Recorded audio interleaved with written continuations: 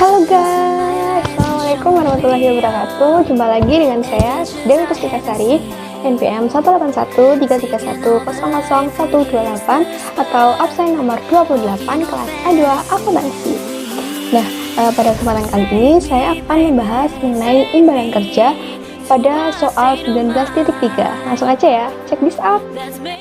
Soal 19.3, diketahui bahwa pada tahun 2015 PT Hari Tua itu memiliki posisi saldo terkait program imbalan pasti sebagai berikut. Nah, NKKIP imbalan pastinya awal tahun 2015 itu 225 juta, NWAP awal 2015 adalah 175 juta, penghasilan komprehensif lain kredit tahun 2015 adalah 10.070.500 rupiah.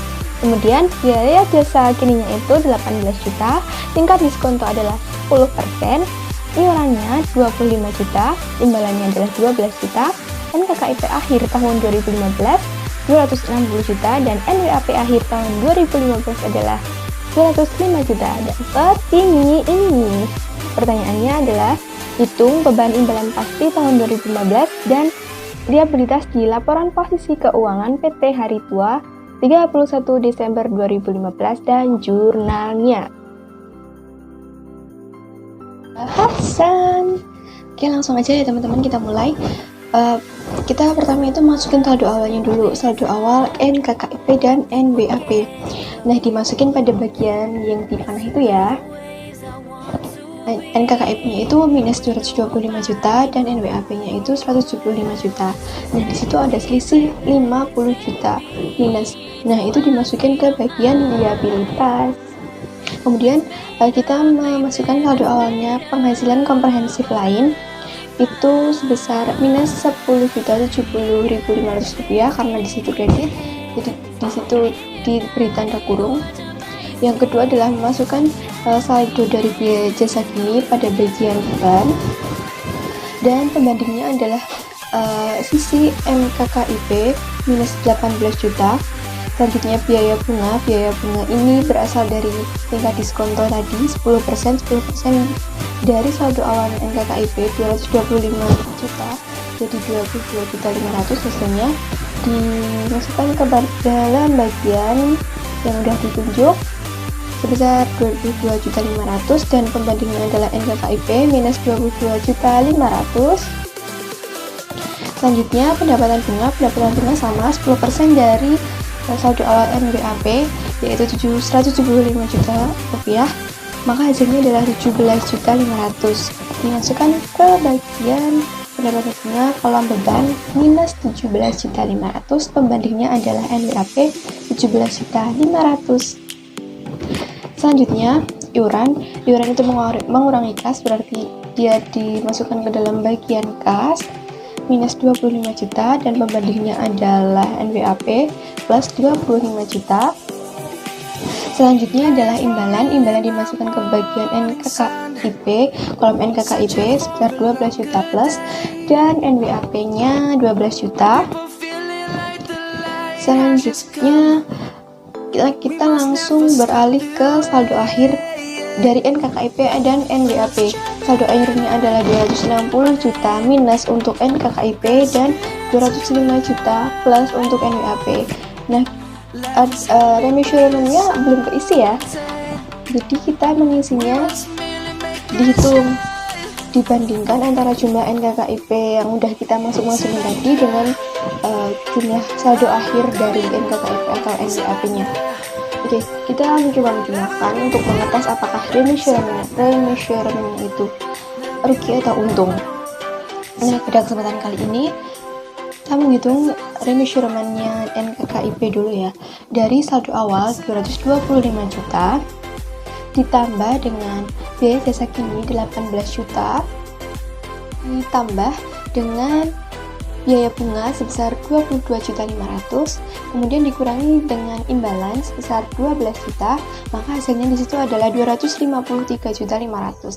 Nah, di sini berarti kurang dari saldo akhir dari NKKIP ya, yang berjumlah 260 juta. Makanya di sini ada penambahan kewajiban yang menyebabkan kerugian. Maka remeasurement-nya adalah remeasurement rugi. Maka pencatatannya itu ditulis pada kolom NKKIP sebesar 6.500.000 dikurung atau minus. Kemudian pembandingnya adalah penghasilan komprehensif lain sebesar 6.500.000 plus.